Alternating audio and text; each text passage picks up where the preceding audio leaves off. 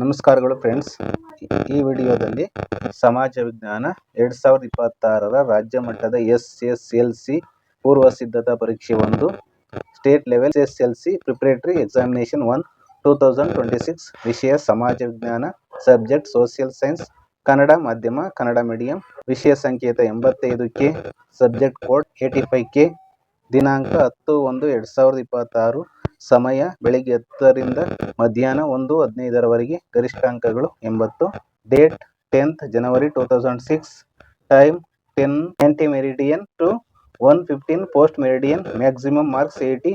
Please ಈ ಪ್ರಶ್ನೆ ಪತ್ರಿಕೆ ಉತ್ತರಗಳನ್ನು ವಿಶ್ಲೇಷಣೆ ಮಾಡ್ತೇನೆ. ದಯವಿಟ್ಟು ನಮ್ಮ ಯೂಟ್ಯೂಬ್ ಚಾನಲ್ನ ಸಬ್ಸ್ಕ್ರೈಬ್ ಮಾಡ್ಕೊಳ್ಳೋದನ್ನ ಮರೆಯಬೇಡಿ. ಪರೀಕ್ಷಾರ್ಥಿಗಳಿಗೆ ಸಾಮಾನ್ಯ ಸೂಚನೆಗಳು ಅಂದರೆ ಕ್ಯಾಂಡಿಡೇಟ್ಸ್ಗೆ ಜನರಲ್ ಇನ್ಸ್ಟ್ರಕ್ಷನ್ ಕೊಟ್ಟಿರ್ತಾರೆ. ಒಂದನೆಯದು, ಈ ಪ್ರಶ್ನೆ ಪತ್ರಿಕೆಯು ಒಟ್ಟು 38 ಪ್ರಶ್ನೆಗಳನ್ನು ಹೊಂದಿದೆ. 2 ಪ್ರಶ್ನೆಗಳಿಗೆ ಕೊಟ್ಟಿರುವ ಸೂಚನೆಗಳನ್ನು ಪಾಲಿಸಿ. ಮೂರನೆಯದು, ಬಲಭಾಗದಲ್ಲಿ ಕೊಟ್ಟಿರುವ ಅಂಕಿಗಳು ಪ್ರಶ್ನೆಗಳಿಗಿರುವ ಪೂರ್ಣ ಅಂಕಗಳನ್ನು ತೋರಿಸುತ್ತವೆ. 4 ಪ್ರಶ್ನೆ ಪತ್ರಿಕೆಯನ್ನು ಓದಿಕೊಳ್ಳಲು 15 ನಿಮಿಷಗಳ ಕಾಲಾವಕಾಶವು ಸೇರಿದಂತೆ ಉತ್ತರಿಸಲು ನಿಗದಿಪಡಿಸಲಾದ ಸಮಯವನ್ನು ಪ್ರಶ್ನೆ ಪತ್ರಿಕೆಯ ಮೇಲ್ಭಾಗದಲ್ಲಿ ನೀಡಲಾಗಿದೆ. ಫಸ್ಟ್ ಮೇನ್, ಈ ಪ್ರತಿಯೊಂದು ಪ್ರಶ್ನೆ ಅಥವಾ ಅಪೂರ್ಣ ಹೇಳಿಕೆಗೆ 4 ಉತ್ತರಗಳನ್ನು ನೀಡಲಾಗಿದೆ. ಅವುಗಳಲ್ಲಿ ಸೂಕ್ತವಾದ ಒಂದು ಉತ್ತರವನ್ನು ಆರಿಸಿ ಅದರ ಕ್ರಮಾಕ್ಷರದೊಡನೆ ಪೂರ್ಣ ಉತ್ತರವನ್ನು ಬರೆಯಿರಿ ಅಂತ ಇರ್ತದೆ. ಇದಕ್ಕೆ ಅಂಕಗಳು 8 ಪ್ರಶ್ನೆಗಳಿರ್ತವೆ, 1 ಅಂಕ. 8 × 1 = 8 ಮಾರ್ಕ್ಸ್. ಫಸ್ಟ್ ಕ್ವಶನ್, ಹಿಂದೂಸ್ತಾನದಲ್ಲಿರುವ ಪ್ರತಿಯೊಬ್ಬ ಮೂಲ ನಿವಾಸಿಯು ಭ್ರಷ್ಟ ಎಂದು ಹೇಳಿಕೆ ನೀಡಿದವರು. 4 ಆಪ್ಷನ್ ಇದೆ, ಗಮನಿಸಿ. Option A Wellesley, option B Cornwallis, option C Warren Hastings, option D Dalhousie. ಇದಕ್ಕೆ ಸರಿಯಾದ ಉತ್ತರ option B Cornwallis. Second one, ಮುಸಲಿನಿಯು ಸ್ಥಾಪಿಸಿದ ರಾಜಕೀಯ ಪಕ್ಷ. ಆಪ್ಷನ್ ಎ ನಾಜಿ ಪಕ್ಷ, ಆಪ್ಷನ್ ಬಿ ರಾಷ್ಟ್ರೀಯ ಫ್ಯಾಸಿಸ್ಟ್ ಪಕ್ಷ, ಆಪ್ಷನ್ ಸಿ ಸ್ವತಂತ್ರ ಕಾರ್ಮಿಕ ಪಕ್ಷ, ಆಪ್ಷನ್ ಡಿ ಫಾರ್ವರ್ಡ್ ಬ್ಲಾಕ್ ಪಕ್ಷ. ಇದಕ್ಕೆ ಸರಿಯಾದ ಉತ್ತರ ಆಪ್ಷನ್ ಬಿ ರಾಷ್ಟ್ರೀಯ ಫ್ಯಾಸಿಸ್ಟ್ ಪಕ್ಷ. ಥರ್ಡ್ ಒನ್, ವಿಶ್ವಸಂಸ್ಥೆ ಎಂಬ ಪದವನ್ನು ಪ್ರಥಮ ಬಾರಿಗೆ ಬಳಕೆ ಮಾಡಿದ್ದು. ಆಪ್ಷನ್ ಎ 1942ರ ಜನವರಿ 1ರಂದು, ಆಪ್ಷನ್ ಬಿ 1945 ಅಕ್ಟೋಬರ್ 24ರಂದು, ಆಪ್ಷನ್ ಸಿ 1948 ಜನವರಿ 1ರಂದು, ಆಪ್ಷನ್ ಡಿ 1963 ಮಾರ್ಚ್ 8ರಂದು. ಇದಕ್ಕೆ ಸರಿಯಾದ ಉತ್ತರ ಆಪ್ಷನ್ ಎ 1942ರ ಜನವರಿ 1ರಂದು. 4ನೇ ಪ್ರಶ್ನೆ, ಫೋರ್ತ್ ಕ್ವಶನ್, ನರ್ಮದಾ ಬಚಾವೋ ಆಂದೋಲನ ಅಂದ್ರೆ ಹೋರಾಟ ನಡೆದದ್ದು. ಆಪ್ಷನ್ ಎ ಕೇರಳದಲ್ಲಿ, ಆಪ್ಷನ್ ಬಿ ಕರ್ನಾಟಕದಲ್ಲಿ, ಆಪ್ಷನ್ ಸಿ ಗುಜರಾತ್ನಲ್ಲಿ, ಆಪ್ಷನ್ ಡಿ ಉತ್ತರಾಖಂಡದಲ್ಲಿ. ಇದಕ್ಕೆ ಸರಿಯಾದ ಉತ್ತರ ಆಪ್ಷನ್ ಸಿ ಗುಜರಾತ್ನಲ್ಲಿ. Turn over. ಫಿಫ್ತ್ ಕ್ವಶನ್, ಭಾರತವು ಪಡೆಯುವ ವಾರ್ಷಿಕ ಸರಾಸರಿ ಮಳೆಯ ಪ್ರಮಾಣವು. ಆಪ್ಷನ್ ಎ 75 ಸೆಂಟಿಮೀಟರ್ಗಳು, ಆಪ್ಷನ್ ಬಿ 118 ಸೆಂಟಿಮೀಟರ್ಗಳು, ಆಪ್ಷನ್ ಸಿ 250 ಸೆಂಟಿಮೀಟರ್ಗಳು, ಆಪ್ಷನ್ ಡಿ 50 ಸೆಂಟಿಮೀಟರ್ಗಳು. ಇದಕ್ಕೆ ಸರಿಯಾದ ಉತ್ತರ ಆಪ್ಷನ್ ಬಿ 118 ಸೆಂಟಿಮೀಟರ್ಗಳು. 6ನೇ ಪ್ರಶ್ನೆ, ಭಾರತದ ಪ್ರಾದೇಶಿಕ ಮತ್ತು ಸ್ವತಂತ್ರ GPS ವ್ಯವಸ್ಥೆಯ ಹೆಸರು. Option A Sputnik, option B Pathfinder, option C NavIC, option D ಮೈತ್ರಿ. ಇದಕ್ಕೆ ಸರಿಯಾದ ಉತ್ತರ ಆಪ್ಷನ್ ಸಿ ನಾವಿಕ್. 7ನೇ ಪ್ರಶ್ನೆ, ವಸತಿಹೀನರಿಗೆ ಮನೆಗಳನ್ನು ನಿರ್ಮಿಸಿಕೊಡಲು ಜಾರಿಗೆ ತಂದಿರುವ ಯೋಜನೆ. ಆಯ್ಕೆಗಳು: ಎ ಆಶ್ರಯ ಯೋಜನೆ, ಬಿ ಸಂಧ್ಯಾ ಸುರಕ್ಷಾ ಯೋಜನೆ, ಸಿ ಸುಕನ್ಯಾ ಸಮೃದ್ಧಿ ಯೋಜನೆ, ಡಿ ಜವಾಹರ್ ರೋಜ್ಗಾರ್ ಯೋಜನೆ. ಇದಕ್ಕೆ ಉತ್ತರ ಆಪ್ಷನ್ ಎ ಆಶ್ರಯ ಯೋಜನೆ. 8th ಕ್ವಶನ್, ಗ್ರಾಹಕರ ಠೇವಣಿಗಳಿಗೆ ಬಡ್ಡಿಯನ್ನು ನೀಡದೆ ಸೇವಾ ಶುಲ್ಕ ವಸೂಲಿ ಮಾಡಲಾಗುವ ಬ್ಯಾಂಕ್ ಖಾತೆ.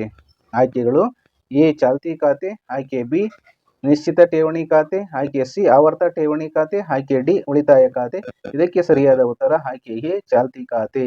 ಇದನ್ನ ಕರೆಂಟ್ ಅಕೌಂಟ್ ಅಂತಲೂ ಸಹ ಕರೀತಾರೆ. ಈಗ ಫ್ರೆಂಡ್ಸ್, ನಾನು ಪ್ರಶ್ನೆ ಪತ್ರಿಕೆಯಲ್ಲಿ ಪ್ರಶ್ನೆಗಳನ್ನು ವಾಚಿಸಿ ಉತ್ತರ ಪತ್ರಿಕೆ ಕೀ ಆನ್ಸರ್ ಅಲ್ಲಿ ಉತ್ತರವನ್ನು ನಿಮಗೆ ಹೇಳ್ತೀನಿ. ಸೆಕೆಂಡ್ ಮೇನ್, ಈ ಪ್ರತಿಯೊಂದು ಪ್ರಶ್ನೆಗೂ ಒಂದೊಂದು ವಾಕ್ಯದಲ್ಲಿ ಉತ್ತರ ಬರೆಯಿರಿ. ಮಾರ್ಕ್ಸ್ 8 × 1 ಅಂದರೆ 8 ಪ್ರಶ್ನೆಗಳಿರ್ತವೆ, 1 ಅಂಕ ಈಕ್ವಲ್ಸ್ 8 ಅಂಕಗಳು. 8 × 1 = 8 ಮಾರ್ಕ್ಸ್. 9ನೇ ಪ್ರಶ್ನೆ, ಹಲಗಲಿಯ ಬೇಡರು ಬ್ರಿಟಿಷರ ವಿರುದ್ಧ ದಂಗೆ ಏಳಲು ಕಾರಣವೇನು? ಉತ್ತರ, ಬ್ರಿಟಿಷರು ಶಸ್ತ್ರಾಸ್ತ್ರಗಳ ಬಳಕೆ ನಿಷೇಧ ಕಾನೂನು ಜಾರಿಗೆ ತಂದಿದ್ದರಿಂದ. 10ನೇ ಪ್ರಶ್ನೆ, ರಷ್ಯಾವು ಜರ್ಮನಿಯೊಂದಿಗೆ ಯುದ್ಧರಹಿತ ಒಪ್ಪಂದ ಮಾಡಿಕೊಳ್ಳಲು ಕಾರಣವೇನು? 10ನೇ ಪ್ರಶ್ನೆಗೆ ಉತ್ತರ ರಷ್ಯಾದಲ್ಲಿ 1917ರಲ್ಲಿ ಕ್ರಾಂತಿ ಸಂಭವಿಸಿದ್ದರಿಂದ. 11ನೇ ಪ್ರಶ್ನೆ ರಾಷ್ಟ್ರಗಳ ಸಂಘವನ್ನು ಏಕೆ ಸ್ಥಾಪಿಸಲಾಯಿತು? 11ನೇ ಪ್ರಶ್ನೆಗೆ ಉತ್ತರ ಎರಡನೇ ಜಾಗತಿಕ ಮಹಾಯುದ್ಧ ಆಗದಂತೆ ನೋಡಿಕೊಳ್ಳಲು. 12ನೇ ಪ್ರಶ್ನೆ 1976ರ ನಾಗರಿಕ ಹಕ್ಕುಗಳ ಸಂರಕ್ಷಣಾ ಕಾಯ್ದೆಯ ಮಹತ್ವವೇನು? 12ನೇ ಪ್ರಶ್ನೆಗೆ ಉತ್ತರ ಸ್ಪೃಶ್ಯತಾ ಆಚರಣೆ ಶಿಕ್ಷಾರ್ಹ ಅಪರಾಧ. 13ನೇ ಪ್ರಶ್ನೆ MRPL ವಿರುದ್ಧದ ಚಳವಳಿಯನ್ನು ಏಕೆ ಹಮ್ಮಿಕೊಳ್ಳಲಾಯಿತು? 13ನೇ ಪ್ರಶ್ನೆಗೆ ಉತ್ತರ ಮಂಗಳೂರಿನ ತೈಲ ಕಾರ್ಯಾಗಾರದ ರಾಸಾಯನಿಕ ಅಂಶಗಳಿಂದ ಆಗುವ ಪರಿಸರ ನಾಶ ತಡೆಯಲು. 14ನೇ ಪ್ರಶ್ನೆ ಕಬ್ಬಿಣ ಮತ್ತು ಉಕ್ಕಿನ ಕೈಗಾರಿಕೆಯನ್ನು ಮೂಲ ಕೈಗಾರಿಕೆ ಎಂದು ಕರೆಯುತ್ತಾರೆ ಏಕೆ? 14ನೇ ಪ್ರಶ್ನೆಗೆ ಉತ್ತರ ಎಲ್ಲಾ ಕೈಗಾರಿಕೆಗಳಿಗೆ ಕಚ್ಚಾ ಅಥವಾ ಸಿದ್ಧ ವಸ್ತುಗಳನ್ನು ಒದಗಿಸುವುದರಿಂದ. 15ನೇ ಪ್ರಶ್ನೆ 15th ಕ್ವೆಶ್ಚನ್ ಕೇಂದ್ರ ಸರ್ಕಾರದ ಮುಂಗಡ ಪತ್ರವನ್ನು ಲೋಕಸಭೆಯಲ್ಲಿ ಯಾರು ಮಂಡಿಸುತ್ತಾರೆ?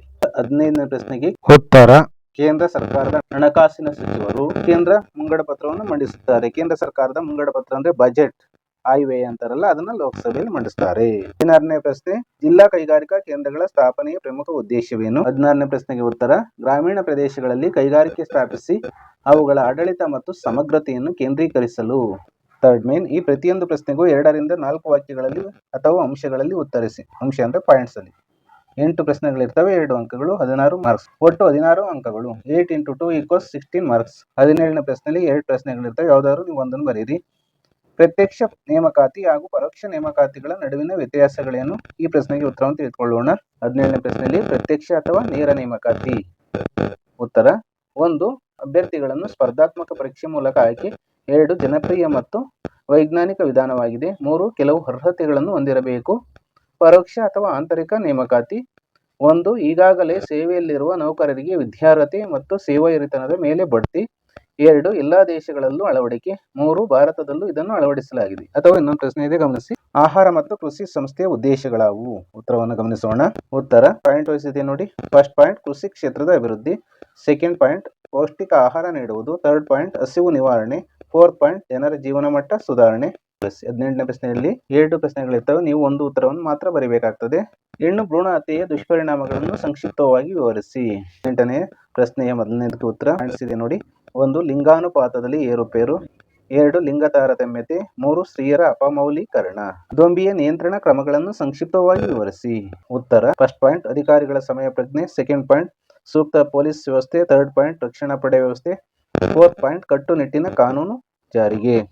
19ನೇ ಪ್ರಶ್ನೆ ಭಾರತದಲ್ಲಿ ತಮ್ಮ ಸಾಮ್ರಾಜ್ಯ ವಿಸ್ತರಣೆಗಾಗಿ ಬ್ರಿಟಿಷರು ಅನುಸರಿಸಿದ ನೀತಿಗಳಾವು? ಉತ್ತರವನ್ನು ಗಮನಿಸೋಣ. 19ನೇ ಪ್ರಶ್ನೆಗೆ ಉತ್ತರ ಫಸ್ಟ್ ಪಾಯಿಂಟ್ ಸಹಾಯಕ ಸೈನ್ಯ ಪದ್ಧತಿ. ಸೆಕೆಂಡ್ ಪಾಯಿಂಟ್ ದತ್ತು ಮಕ್ಕಳಿಗೆ ಹಕ್ಕಿಲ ನೀತಿ. ಥರ್ಡ್ ಪಾಯಿಂಟ್ ಯುದ್ಧಗಳು ಮತ್ತು ಸಂಧಾನಗಳು. ಫೋರ್ತ್ ಪಾಯಿಂಟ್ ಒಡೆದು ಆಳುವ ನೀತಿ, ಡಿವೈಡೆಡ್ ರೂಲ್ಸ್ ಪಾಲಿಸಿ. 20ನೇ ಪ್ರಶ್ನೆ ಹೈದರಾಬಾದ್ ಸಂಸ್ಥಾನವನ್ನು ಭಾರತ ಒಕ್ಕೂಟಕ್ಕೆ ಹೇಗೆ ವಿಲೀನಗೊಳಿಸಲಾಯಿತು? 20ನೇ ಪ್ರಶ್ನೆಗೆ ಉತ್ತರ ಫಸ್ಟ್ ಪಾಯಿಂಟ್ ನಿಜಾಮನು ಸ್ವತಂತ್ರವಾಗಿ ಉಳಿಯಲು ಬಯಸಿದ. ಸೆಕೆಂಡ್ ಪಾಯಿಂಟ್ ನಿಜಾಮನ ವಿರುದ್ಧ ರೈತರ ಹೋರಾಟ ತೀವ್ರ. ಥರ್ಡ್ ಪಾಯಿಂಟ್ ನಿಜಾಮನ ವಿರುದ್ಧ ಜನತೆಯ ವ್ಯಾಪಕ ವಿರೋಧ. ಫೋರ್ತ್ ಪಾಯಿಂಟ್ ಭಾರತ ಸೇನೆ ನಿಜಾಮನನ್ನು ಸೋಲಿಸಿ ಹೈದರಾಬಾದ್ ವಶಪಡಿಸಿಕೊಂಡಿತು 1948ರಲ್ಲಿ. 21ನೇ ಪ್ರಶ್ನೆ ಬಾವಿ ನೀರಾವರಿಯು ಅತಿ ಪ್ರಮುಖವಾದ ನೀರಾವರಿ ಪದ್ಧತಿಯಾಗಿದೆ ಏಕೆ? ಉತ್ತರವನ್ನು ಗಮನಿಸೋಣ ಮಕ್ಕಳೇ. 21ನೇ ಪ್ರಶ್ನೆಗೆ ಉತ್ತರ ಫಸ್ಟ್ ಪಾಯಿಂಟ್ ಬಾವಿ ನೀರಾವರಿ ಅತಿ ಪ್ರಮುಖ ನೀರಾವರಿ. ಸೆಕೆಂಡ್ ಪಾಯಿಂಟ್ ಅತಿ ಹೆಚ್ಚು ಕೃಷಿ ಕ್ಷೇತ್ರಕ್ಕೆ ನೀರನ್ನು ಒದಗಿಸುತ್ತದೆ. ಥರ್ಡ್ ಪಾಯಿಂಟ್ ಅಂತರ್ಜಲವನ್ನು ಹೆಚ್ಚಿಸುತ್ತದೆ. ಫೋರ್ತ್ ಪಾಯಿಂಟ್ ಕಡಿಮೆ ಮಳೆ ಬೀಳುವ ಪ್ರದೇಶಕ್ಕೆ ಹೆಚ್ಚು ಸೂಕ್ತ. ಫಿಫ್ತ್ ಪಾಯಿಂಟ್ ನಿರ್ಮಾಣ ಮತ್ತು ನಿರ್ವಹಣೆ ಸುಲಭ. 22ನೇ ಪ್ರಶ್ನೆ ಭಾರತದಲ್ಲಿ ತೋಟಗಾರಿಕಾ ಬೇಸಾಯದ ಬೆಳವಣಿಗೆಗೆ ಸಹಾಯಕವಾಗಿರುವ ಅಂಶಗಳನ್ನು ವಿವರಿಸಿ. 22ನೇ ಪ್ರಶ್ನೆಗೆ ಉತ್ತರ ಫಸ್ಟ್ ಪಾಯಿಂಟ್ ವೈವಿಧ್ಯಮಯ ಭೂಸ್ವರೂಪ. ಸೆಕೆಂಡ್ ಪಾಯಿಂಟ್ ವಾಯುಗುಣ. ಥರ್ಡ್ ಪಾಯಿಂಟ್ ಮಣ್ಣು. ಫೋರ್ತ್ ಪಾಯಿಂಟ್ ನೀರಾವರಿ ಸೌಲಭ್ಯ. ಫಿಫ್ತ್ ಪಾಯಿಂಟ್ ಕಾರ್ಮಿಕರು. ಸಿಕ್ಸ್ತ್ ಪಾಯಿಂಟ್ ಮಾರುಕಟ್ಟೆ. ಸೆವೆಂತ್ ಪಾಯಿಂಟ್ ಸರ್ಕಾರದ ಉತ್ತೇಜನ. 23ನೇ ಪ್ರಶ್ನೆ ನೀತಿ ಆಯೋಗದ ಉದ್ದೇಶಗಳು ಯಾವುವು? 23ನೇ ಪ್ರಶ್ನೆಗೆ ಉತ್ತರ ಫಸ್ಟ್ ಪಾಯಿಂಟ್ ಸಾರ್ವಜನಿಕ ನೀತಿಗಳ ಬಗ್ಗೆ ಚಿಂತಕರ ಚಾವಡಿಯಾಗಿ ಕಾರ್ಯನಿರ್ವಹಣೆ. ಸೆಕೆಂಡ್ ಪಾಯಿಂಟ್ ಆರ್ಥಿಕ ಅಭಿವೃದ್ಧಿಯನ್ನು ವೇಗಗೊಳಿಸುವುದು. ಥರ್ಡ್ ಪಾಯಿಂಟ್ ನೋಡಲ್ ಏಜೆನ್ಸಿಯಾಗಿ ಕಾರ್ಯನಿರ್ವಹಣೆ. ಫೋರ್ತ್ ಪಾಯಿಂಟ್ ಕೆಳಮಟ್ಟದ ಸಂಪನ್ಮೂಲಗಳ ಸರಿಯಾದ ಬಳಕೆ. ಫಿಫ್ತ್ ಪಾಯಿಂಟ್ ರಾಜ್ಯ ಸರ್ಕಾರಗಳ ಒಳಗೊಳ್ಳುವಿಕೆಗೆ ಪ್ರೋತ್ಸಾಹ. 24ನೇ ಪ್ರಶ್ನೆ ಪ್ರತಿ ವರ್ಷವೂ ಮಾರ್ಚ್ 15ರಂದು ವಿಶ್ವ ಗ್ರಾಹಕರ ಸರಕುಗಳ ಹಕ್ಕುಗಳ ದಿನವನ್ನು ಆಚರಿಸಲಾಗುತ್ತದೆ ಏಕೆ? 24ನೇ ಪ್ರಶ್ನೆಗೆ ಉತ್ತರ ಫಸ್ಟ್ ಒನ್ ಅಪಾಯಕಾರಿ ವಸ್ತುಗಳಿಂದ ರಕ್ಷಿಸಲು. ಸೆಕೆಂಡ್ ಪಾಯಿಂಟ್ ಸರಕು ಸೇವೆಗಳ ಬಗ್ಗೆ ಮಾಹಿತಿ. ಥರ್ಡ್ ಪಾಯಿಂಟ್ ವಸ್ತುಗಳ ಆಯ್ಕೆ ಹಕ್ಕು. ಫೋರ್ತ್ ಪಾಯಿಂಟ್ ಶೋಷಣೆ ವಿರುದ್ಧದ ಪರಿಹಾರ ಕೊಡಿಸುತ್ತದೆ. ಫಿಫ್ತ್ ಪಾಯಿಂಟ್ ಗ್ರಾಹಕ ಶಿಕ್ಷಣ ಹಕ್ಕು. ಸಿಕ್ಸ್ತ್ ಪಾಯಿಂಟ್ ವಂಚನೆ ಮತ್ತು ಮೋಸದ ವಿರುದ್ಧದ ಹಕ್ಕು. ಫೋರ್ತ್ ಮೇನ್ ಈ ಪ್ರತಿಯೊಂದು ಪ್ರಶ್ನೆಗೂ 6 ವಾಕ್ಯಗಳಲ್ಲಿ ಅಥವಾ ಅಂಶಗಳಲ್ಲಿ ಉತ್ತರಿಸಿ. ಪಾಯಿಂಟ್ ವೈಸ್ ನೀವು ಬರಿಬೇಕಾಗ್ತದೆ ಆನ್ಸರ್ನ. 9 ಪ್ರಶ್ನೆಗಳಿರ್ತವೆ. ಒಂದು ಪ್ರಶ್ನೆಗೆ 3 ಅಂಕಗಳಂತೆ ಒಟ್ಟು 27 ಅಂಕಗಳಿರ್ತವೆ. 9 × 3 = 27. 25ನೇ ಪ್ರಶ್ನೆಯಲ್ಲಿ 2 ಪ್ರಶ್ನೆಗಳಿರ್ತವೆ. ನೀವು ಯಾವುದಾದರೂ ಒಂದು ಪ್ರಶ್ನೆಯನ್ನು ಆಯ್ಕೆ ಮಾಡಿಕೊಂಡು ಉತ್ತರವನ್ನು ಬರೆಯಬೇಕು. 1857ರ ಭಾರತದ ಪ್ರಥಮ ಸ್ವಾತಂತ್ರ್ಯ ಸಂಗ್ರಾಮದ ಪರಿಣಾಮಗಳು ಯಾವುವು? ಉತ್ತರವನ್ನು ಗಮನಿಸೋಣ. 25ನೇ ಪ್ರಶ್ನೆಗೆ ಉತ್ತರ. ಫಸ್ಟ್ ಪಾಯಿಂಟ್ ಕಂಪನಿಯ ಆಡಳಿತ ಅಂತ್ಯ. ಸೆಕೆಂಡ್ ಪಾಯಿಂಟ್ ರಾಣಿಯ ನೇರ ಆಡಳಿತ. ಥರ್ಡ್ ಪಾಯಿಂಟ್ ಉತ್ತಮ ಆಡಳಿತದ ಭರವಸೆ. ಫೋರ್ತ್ ಪಾಯಿಂಟ್ ಸ್ವಾತಂತ್ರ್ಯ ಹೋರಾಟಕ್ಕೆ ದಿಕ್ಸೂಚಿ. ಫಿಫ್ತ್ ಪಾಯಿಂಟ್ ಕಾನೂನಿನ ಮುಂದೆ ಸಮಾನತೆ. ಸಿಕ್ಸ್ ಪಾಯಿಂಟ್ ಧಾರ್ಮಿಕ ವಿಷಯಗಳಲ್ಲಿ ಹಸ್ತಕ್ಷೇಪವಿಲ್ಲ. ಸೆವೆಂತ್ ಪಾಯಿಂಟ್ ಗವರ್ನರ್ ಹುದ್ದೆ ರದ್ದು. ಏತ್ ಪಾಯಿಂಟ್ ವೈಸ್ರಾಯ್ ಹುದ್ದೆ ಜಾರಿಗೆ. ಅಥವಾ ಭಾರತದಲ್ಲಿ ಬ್ರಿಟಿಷ್ ಶಿಕ್ಷಣದಿಂದ ಉಂಟಾದ ಪರಿಣಾಮಗಳನ್ನು ವಿವರಿಸಿ. 25ನೇ ಪ್ರಶ್ನೆಗೆ 2ನೇ ಪ್ರಶ್ನೆಯ ಉತ್ತರವನ್ನು ಗಮನಿಸೋಣ. ಫಸ್ಟ್ ಪಾಯಿಂಟ್ ಭಾರತೀಯರು ಆಧುನಿಕತೆ ಮತ್ತು ವೈಜ್ಞಾನಿಕ ಆಲೋಚನೆಯನ್ನು ಬೆಳೆಸ್ತದೆ. ಸೆಕೆಂಡ್ ಪಾಯಿಂಟ್ ಸ್ಥಳೀಯ ಭಾಷೆ ಮತ್ತು ಸಾಹಿತ್ಯ ರಚನೆಗೆ ಪ್ರೋತ್ಸಾಹ. ಥರ್ಡ್ ಪಾಯಿಂಟ್ ಭಾರತೀಯರಲ್ಲಿ ಏಕತೆ ಬೆಳೆಯಿತು. ಫೋರ್ತ್ ಪಾಯಿಂಟ್ ವೃತ್ತಪತ್ರಿಕೆಗಳು ಹುಟ್ಟಿದವು. ಉದಾಹರಣೆಗೆ ಮೂಕನಾಯಕ, ಮರಾಠ, ಕೇಸರಿ, ಇನ್ನು ಮುಂತಾದವು. ಫಿಫ್ತ್ ಪಾಯಿಂಟ್ ಬ್ರಿಟಿಷ್ ನೀತಿಗಳ ವಿಮರ್ಶೆ. ಸಿಕ್ಸ್ತ್ ಪಾಯಿಂಟ್ ಸಾಮಾಜಿಕ ಮತ್ತು ಧಾರ್ಮಿಕ ಚಳುವಳಿಗಳ ಹುಟ್ಟು. ಉದಾಹರಣೆ ಬ್ರಹ್ಮ ಸಮಾಜ ಮತ್ತು ಆರ್ಯ ಸಮಾಜ.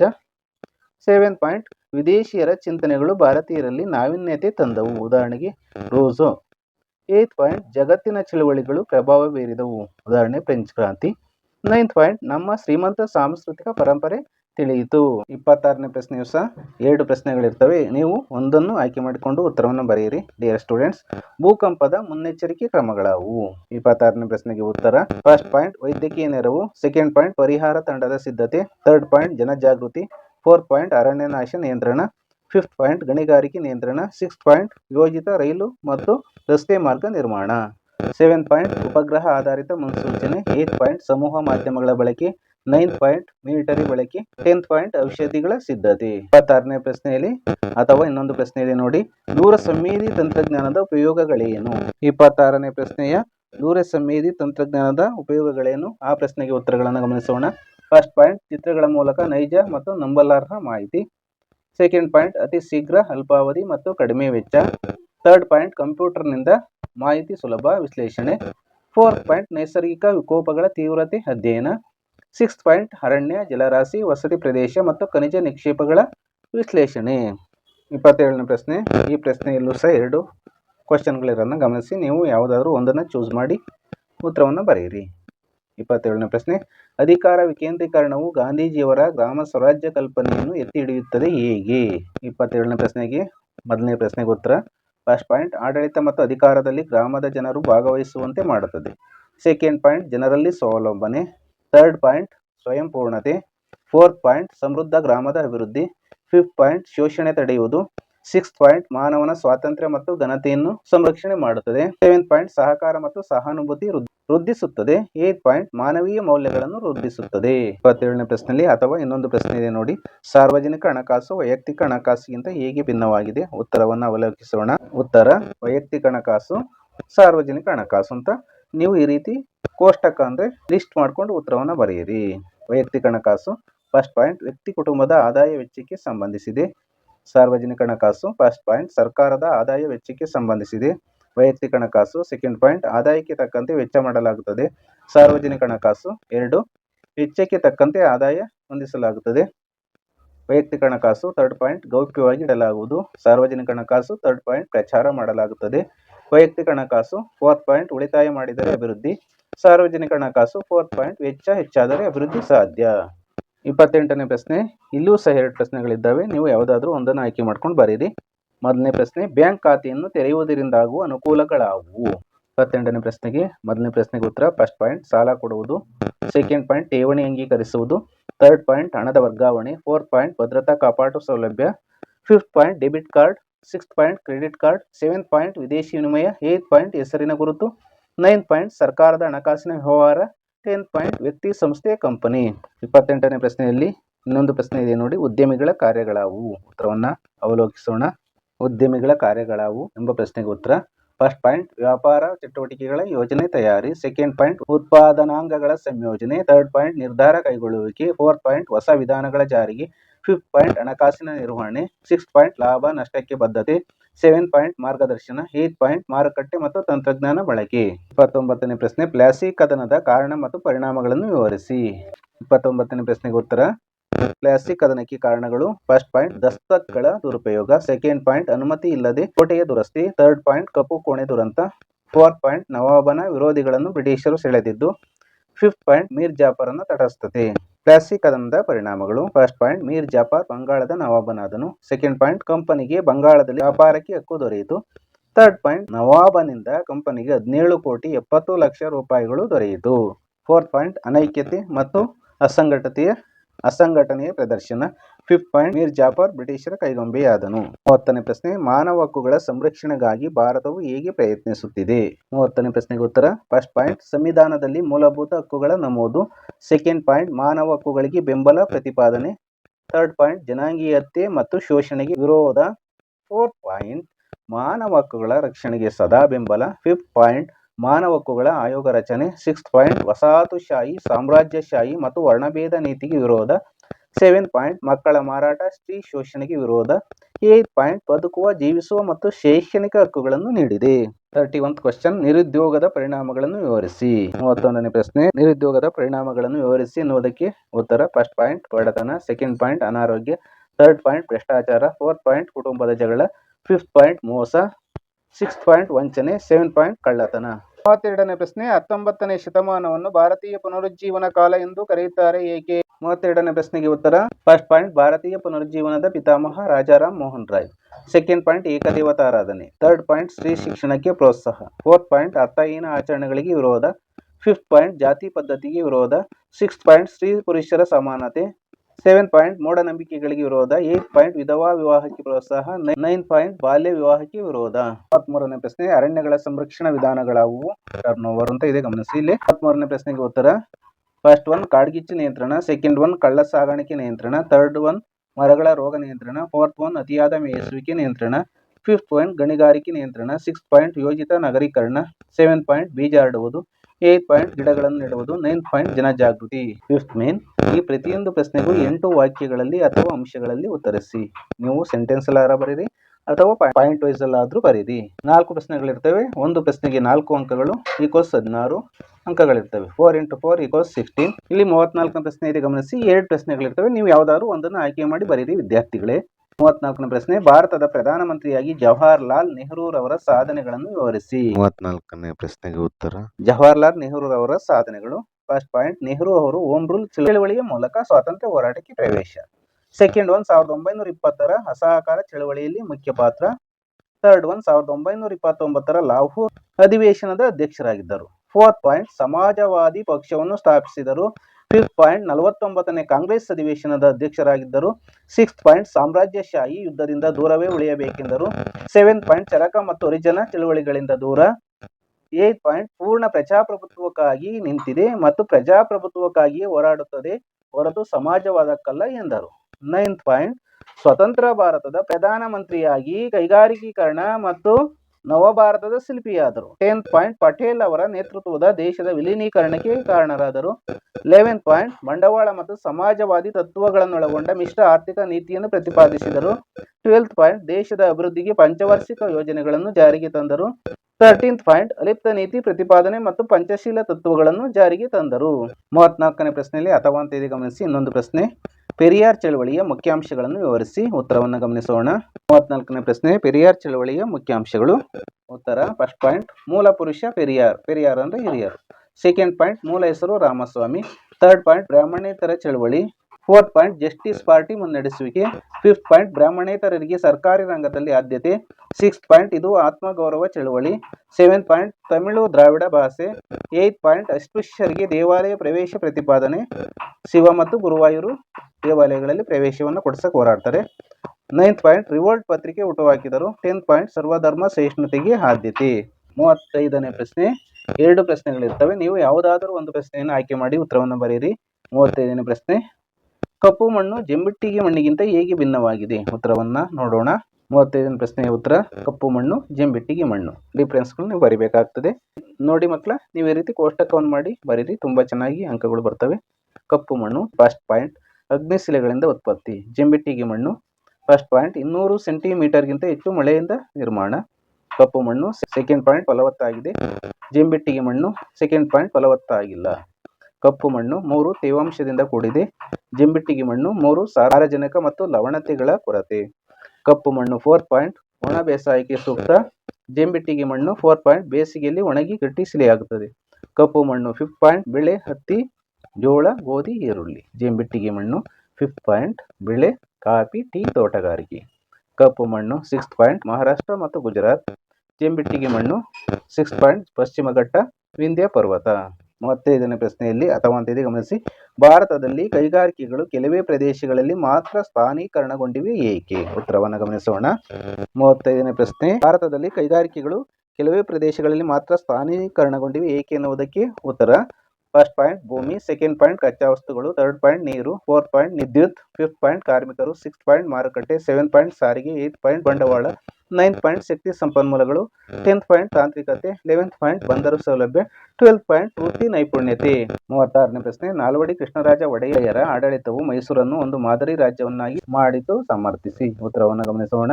36ನೇ ಪ್ರಶ್ನೆಗೆ ಉತ್ತರ. 1st ಪಾಯಿಂಟ್ ಪ್ರಾಥಮಿಕ ಶಾಲಾ ಶುಲ್ಕ ರದ್ದು, 2nd ಪಾಯಿಂಟ್ ಹೆಣ್ಣು ಮಕ್ಕಳ ಶಿಕ್ಷಣಕ್ಕೆ ನೆರವು, 3rd ಪಾಯಿಂಟ್ ಮೈಸೂರು ವಿಶ್ವವಿದ್ಯಾಲಯ ಸ್ಥಾಪನೆ, 4th ಪಾಯಿಂಟ್ ಬೆಂಗಳೂರಿನಲ್ಲಿ ಭಾರತೀಯ ವಿಜ್ಞಾನ ಸಂಸ್ಥೆ, 5th ಪಾಯಿಂಟ್ ನೀರಾವರಿ ಸೌಲಭ್ಯ, 6th ಪಾಯಿಂಟ್ ರೈಲು ಮಾರ್ಗ ನಿರ್ಮಾಣ, 7th ಪಾಯಿಂಟ್ ಕೈಗಾರಿಕೆಗಳ ಸ್ಥಾಪನೆ, 8th ಪಾಯಿಂಟ್ ವಿದ್ಯಾರ್ಥಿ ವೇತನ ಜಾರಿಗೆ, 9th ಪಾಯಿಂಟ್ ನ್ಯಾಯ ವಿಧೇಯಕ ಸಭೆ ರಚನೆ, 10th ಪಾಯಿಂಟ್ ಜಲವಿದ್ಯುತ್ ಉತ್ಪಾದನೆ, 11th ಪಾಯಿಂಟ್ ಕವಿಗಳಿಗೆ ಆಶ್ರಯ, 12th ಪಾಯಿಂಟ್ ವಾಣಿ ವಿಲಾಸ ಸಾಗರ ಅಣೆಕಟ್ಟು ನಿರ್ಮಾಣ, 13th ಪಾಯಿಂಟ್ ಗಾಂಧೀಜಿ ರಾಜರ್ಷಿ ಗೌರವ. 7ನೇ ಪ್ರಶ್ನೆ, ಇತ್ತೀಚೆಗೆ ಭಾರತದಲ್ಲಿ ಮಹಿಳೆಯರ ಸ್ಥಾನಮಾನಗಳು ಸುಧಾರಣೆಯಾಗುತ್ತಿದೆ ಏಕೆ?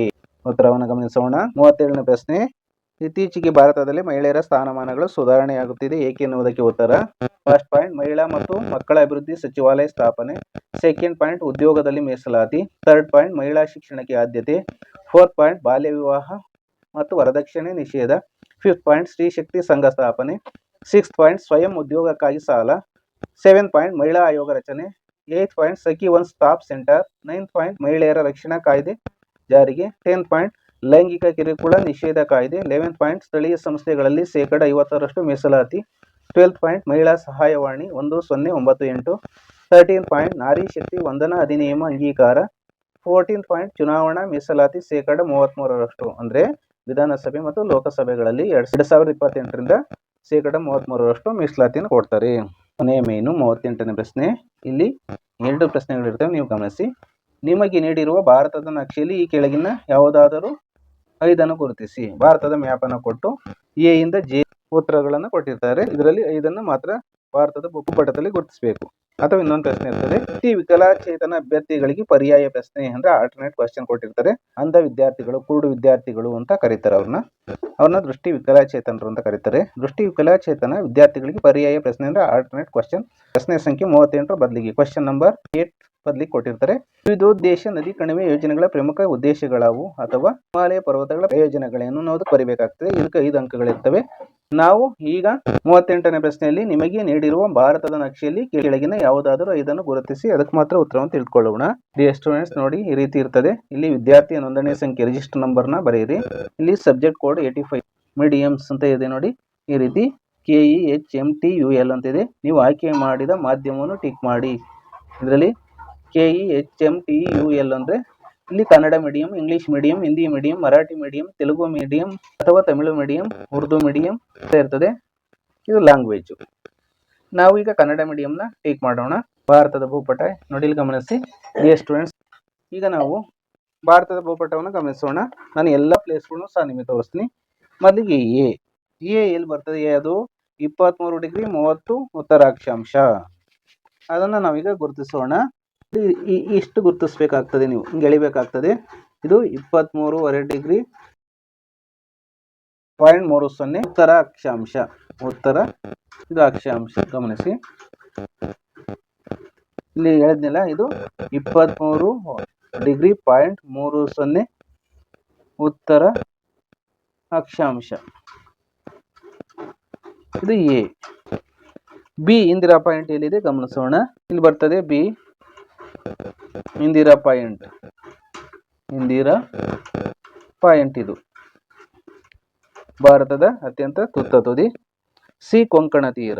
ಈ ಭಾಗ ಬರ್ತದೆ ನೋಡಿ, ಇದೆಲ್ಲ ಕೊಂಕಣ ತೀರ. ಇದು ಕೊಂಕಣ ತೀರ ಸಿ. ಈ ಗೋವಿಂದ ಸಾಗರನ್ನು ಗಮನಿಸೋಣ. ಇಲ್ಲಿ ಬರ್ತದೆ, ಹಾಗಾದ್ರೆ ಇಲ್ಲಿ ಬರ್ತದೆ ಡಿ ಗೋವಿಂದ ಸಾಗರ. ನೆಕ್ಸ್ಟ್ ಈ ಕೈಗಾಯಲ್ಲಿ ಬರ್ತದೆ ನೋಡೋಣ. ಮಂಗಳೂರು ಬರ್ತದೆ ನೋಡಿ, ಗಮನಿಸಿ. ಮಂಗಳೂರು ವಿಭಾಗ. ಇದು ಈ ಕೈಗ ಇಲ್ಲಿ ಬರ್ತದೆ. ನೆಕ್ಸ್ಟ್ ಬಂದಾಗ ಎಫ್ ಮಾಡೋಣ. ಎಫ್ ಯಾವುದು ಹಾಗಾದರೆ ಕಾಂಡ್ಲ. ಕಾಂಡ್ಲ ಎಲ್ಲಿ ಬರ್ತದೆ? ಇಲ್ಲಿ ಗುಜರಾತ್ ಈ ಭಾಗ ಇದೆಯಲ್ಲ ಇಲ್ಲಿ. ಇದು ಎಫ್ ಕಾಂಡ್ಲ. ಕಾಂಡ್ಲ ಇಲ್ಲಿ ಬಂದರಿದೆ, ಹಡಗು ನಿಲ್ಲುವ ಸ್ಥಳವಾಗಿದೆ ಇದು. ನೆಕ್ಸ್ಟ್ ಬಂದಾಗ ಜಿ ಭಾರತದ ಚಹಾದ ಬಂದರು. ಇಲ್ಲಿ ಬರ್ತದೆ ಹಾಗಾದ್ರೆ ಭಾರತದ ಚಹಾದ ಬಂದರು ಅಂತ ಯಾವುದನ್ನು ಕರಿತೀವಿ ಅಂದ್ರೆ ಕೋಲ್ಕತ್ತಾವನ್ನ. ಇಲ್ಲಿ ಬರ್ತದೆ ಜಿ, ಇದು ಭಾರತದ ಚಹಾದ ಬಂದರು. ನೆಕ್ಸ್ಟ್ ಎಚ್ ನೋಡೋಣ, ಗುವಾಹಟಿ. ಇದು ಎಲ್ಲಿ ಬರ್ತದೆ? ಗುವಾಹಟಿ ಅಂದ್ರೆ ಇಲ್ಲಿ ಗಮನಿಸಿ, ಇಲ್ಲಿ ಬರ್ತದೆ ಎಚ್ ಗುವಾಹಟಿ. ಐ ಸೇಲಂ. ಸೇಲಂ ಎಲ್ಲಿ ಬರ್ತದೆ? ತಮಿಳುನಾಡು ರಾಜ್ಯದಲ್ಲಿ ಬರ್ತದೆ. ಇಲ್ಲಿ ನೋಡಿ, ಇಲ್ಲಿ ಐ ಅಂತ ಗಮನಿಸಿ, ಸೇಲಂ. ಸೇಲಂ ಇಲ್ಲಿ ಬರ್ತದೆ. Next J Latur. ಎಲ್ಲಿ ಬರ್ತದೆ ಹಾಗಾದ್ರೆ ಲಾತೂರು? ಮಹಾರಾಷ್ಟ್ರ ರಾಜ್ಯದಲ್ಲಿ ಬರ್ತದೆ ಲಾತೂರ್. ಇಲ್ಲಿ ಜೆ ಲಾತೂರ್. ಆತ್ಮೀಯ ವಿದ್ಯಾರ್ಥಿ ಬಂಧುಗಳೇ, ನಾನು ಸಾಧ್ಯವಾದಷ್ಟು ಭಾರತದ ಭೂಪಟದಲ್ಲಿ ನಿಮಗೆ ನೀಡಿರುವ ಭಾರತದ ನಕ್ಷೆಯಲ್ಲಿ ಕೆಳಗಿನ ಯಾವುದಾದರೂ 5 ಗುರುತಿಸಿ ನಾನು ಎಲ್ಲ ಪ್ರದೇಶಗಳನ್ನು ಗುರುತಿಸಿ ನಿಮಗೆ ತೋರಿಸಿದ್ದೇನೆ. ಡಿಯರ್ ಸ್ಟೂಡೆಂಟ್ಸ್, ಈ ವಿಡಿಯೋವನ್ನು ನಿಮ್ಮ ಫ್ರೆಂಡ್ಸ್ಗೆ ಶೇರ್ ಮಾಡಿಕೊಳ್ಳಿ ಹಾಗೂ ನಮ್ಮ ಯೂಟ್ಯೂಬ್ ಚಾನಲ್ನ ಸಬ್ಸ್ಕ್ರೈಬ್ ಮಾಡ್ಕೊಳ್ಳೋದನ್ನ ಮರಿಬೇಡಿ. ಎಲ್ಲರಿಗೂ ಸಹ ಧನ್ಯವಾದಗಳು.